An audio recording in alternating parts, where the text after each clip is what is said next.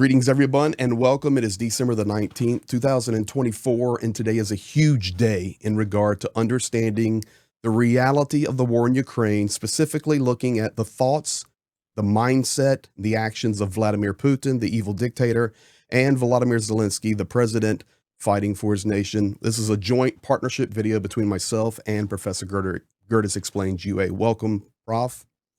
Thanks for having me. I'm glad that you let me in on this, because what I was preparing for my three big stories was not what you had here, which is a whole different thing. And so let's talk about this. Let's jump right into it. We were planning to do a video together today. The information I started receiving first thing this morning changed the topic, and away we go. The underlying statement we want to make together here today is make sure you get your news from the source. And I always try to push that. I know Professor Gertis is so key on sources, and the best sources are not always media outlets or even other national leaders. But in a war situation, let's listen directly to Zelensky, and unfortunately, let's listen to Vladimir Putin. And we're going to start with Putin. So today, very interesting day, Prof. Vladimir Putin was speaking at an event called Direct Line. Direct Line in Russia happens once a year. He sits on a stage with two reporters. All these reporters are in this huge theater. He can be asked questions, and he responds and openly answers them. That's the basis of this. And Volodymyr Zelensky, we know, is in Brussels, meeting with European leaders, Mark Rutte in NATO, and that's the background. Here we go. This is the first video clip. So I'm going to play the video clip. Prof will give his response to it. Here's the first one. You know, when life's calm and stable, we get bored. We crave some action, you know. But when things heat up, bullets start flying. Sadly, that's happening now. It's terrifying. A real nightmare. Well, not quite a nightmare, but close. Everything's measured by the economy. So let's start there as usual. So that was the first statement he made. I'll get your thoughts on it. He talks instantly with a smile. When life gets crazy, bullets need to fly, but of course, economies are affected. Yeah, his family is not one of the 700,000 that was affected, that has now either lost or maybe a maimed loved one in the war. So he doesn't have to worry about it. And it's really trivializing what's going on. And I think that's part of the strategy. It's just a special military operation. There's nothing to see here. It's not a real war. You can't call it a war. That would be to defame the military. So yeah, it's more of the same of trying to trivialize what is pretty significant. Trivializing humanity, once again confirming our viewpoint that Vladimir Putin and others like him, Kim Jong-un and so on, devalue human life, and we do not. Now, that was his opening statement. He then goes on to begin talking about why he cannot negotiate in the future with Vladimir Zelensky. We have heard it stated throughout the media, different places, where Russia, Putin, considers the Zelensky regime a regime, a neo-Nazi regime, an unduly elected regime, and a group that has no real power. The only power is in the elective Rada, and they being Russia, even changed their constitution to reflect all of this, specifically in regard to the territories. So here it is. Just this one's going to blow you away, Prof. Here we go. What is the illegitimacy of the regime? I repeat again, the Constitution of Ukraine does not allow extending the president's powers, even under martial law.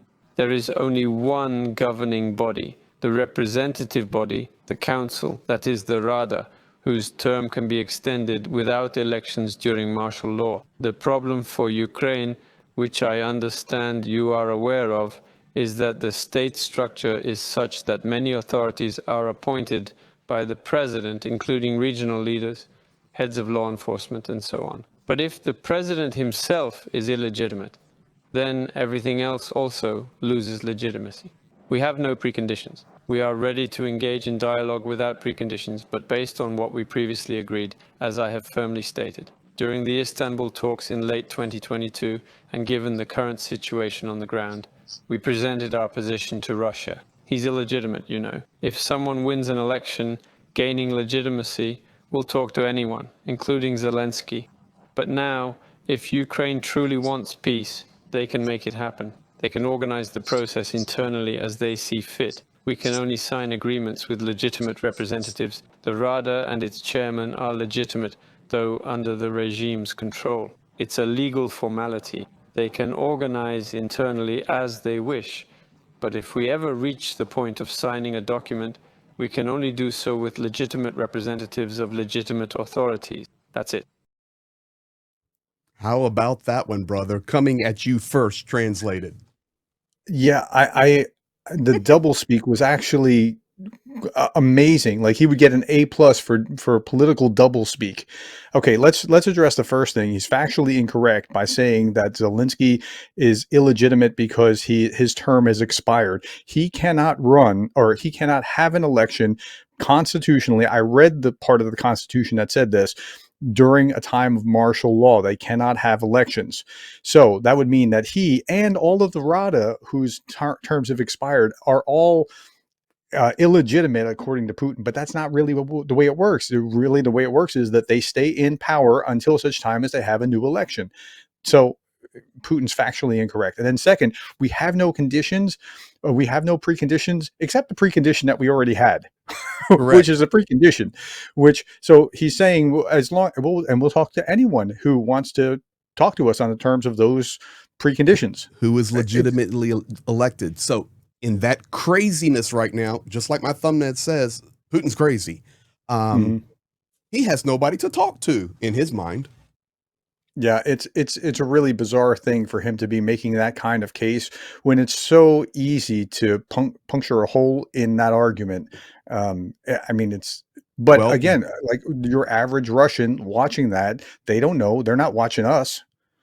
So they're gobbling yeah, it up just, like yep. the latest soup. I will tell you this. He made another statement in there that you need to pay attention to. He says, also, this is why any appointments to regional locations, jurisdictions, and positions are invalid. That is because Russia changed their constitution, stole Lugansk, Donetsk, Zaporizhia, and Kherson. And I would lay the example out of, for example, who used to be the mayor of Melitopol. His name is Ivan Fedorov.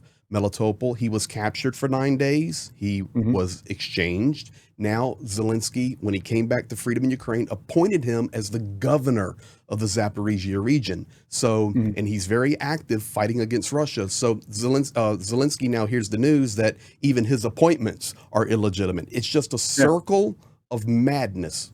It's crazy. So you go from that.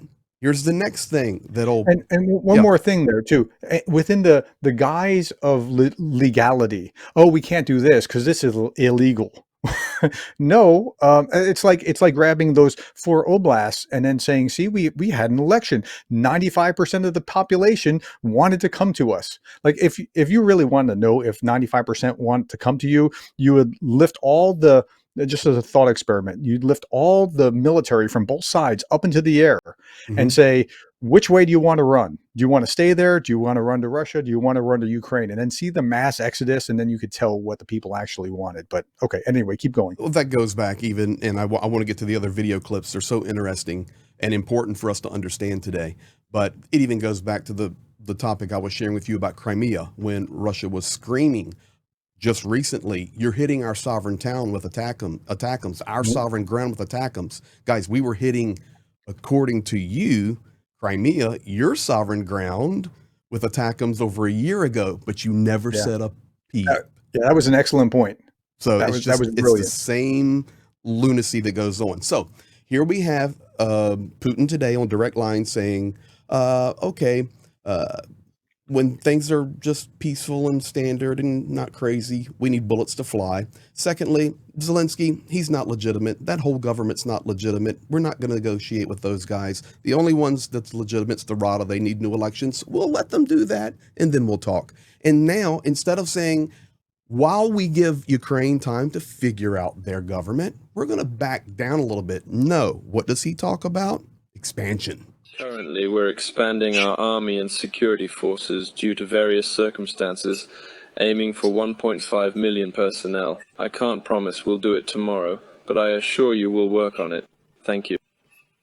Oh yeah, we're expanding ourselves to 1.5 million, and unfortunately, in reality, those numbers are right. They're pumping about Yep. 30,000 new soldiers in every month. Yeah, whether you're tricking Russians into it or getting North Koreans or whatever you're doing, they have no interest in not expanding. They are going to continue to expand and expand and expand. They have no interest in stopping. One of the interesting things that goes on, and one more clip from this, and then we'll listen to Zelensky's brilliant response. But Putin, during this day on Direct Lane, made multiple mentions of the Oreshnik. In fact, he put a challenge out there where he says, okay, Mhm. let's just have a showdown.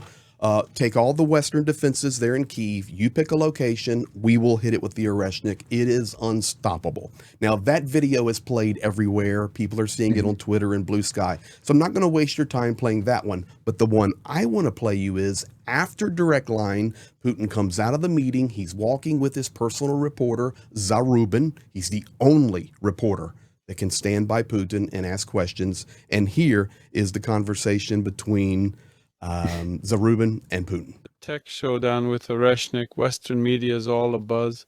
We're ready for this duel right now, today even. Why Kyiv, many ask. Could be elsewhere, but Kyiv's ideal, I think. From what I know, Western nations have set up a solid air defense there. Let them use all they've got, including missile defense. Let them use all they've got, including missile defense. It's unbelievable what we're actually witnessing, to be honest. So I've read somewhere that Oreshnik is his off ramp from nuclear talks. And I think like this is where he's putting all of his stock. So I don't think that he's going to actually use them anytime soon because the threat is better than the use of it. And so I think that that's what's going to happen with Oreshnik. So he's talking a big saber rattling game showing that we're so tough because we have these. It's the same thing, second, same song, second verse. I completely agree with you. And that is why I do pay a lot of credence to the Oreshnik strike in the Dnipro region there outside of Dnipro. The bottom line is if it was armed that day, it would have been devastating for that region. So now it does. It gives him that talking point, Hmm. but he doesn't even have to fire it. So Hmm. it does put Ukraine and the West in a little bit of a pickle in how to manipulate the narrative. Maybe not manipulate's the better word, how to deal with the narrative and strategically reply. You know, Kellogg is coming to Kyiv in Europe in January. I'm sure a lot of that's going to be talked about, and we'll see Hmm. going forward. But these are the videos going back and forth today. So it's almost like Zelensky and Putin are having a little conversation between video clips and they're both watching each other. That's Yeah, absolutely it's interesting obvious. how they are communicating through public means. So it's not like they're not communicating. They are. They're just sending these signals this way. Well, here's this one.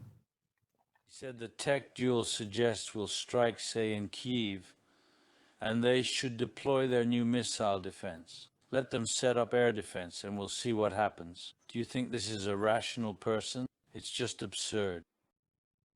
There you go. Do you think this is a rational person? It's just absurd. He then goes on to make one more statement. He says this. Air defense. Let's see what happens. You think this is a sane person? He's just frostbitten. He's just frostbitten. So, you know, the word I don't even know what that means, but it's awesome. he's bonkers. Yeah. He's crazy.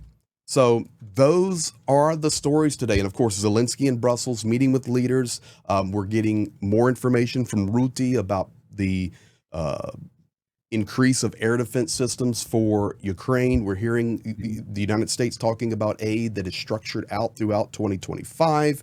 We heard information from Kyiv today that Zelensky said that Ukraine going into 2025 is economically stable. We have Kellogg coming. We have all of these things happening. Today's a big day for these videos to go back and forth.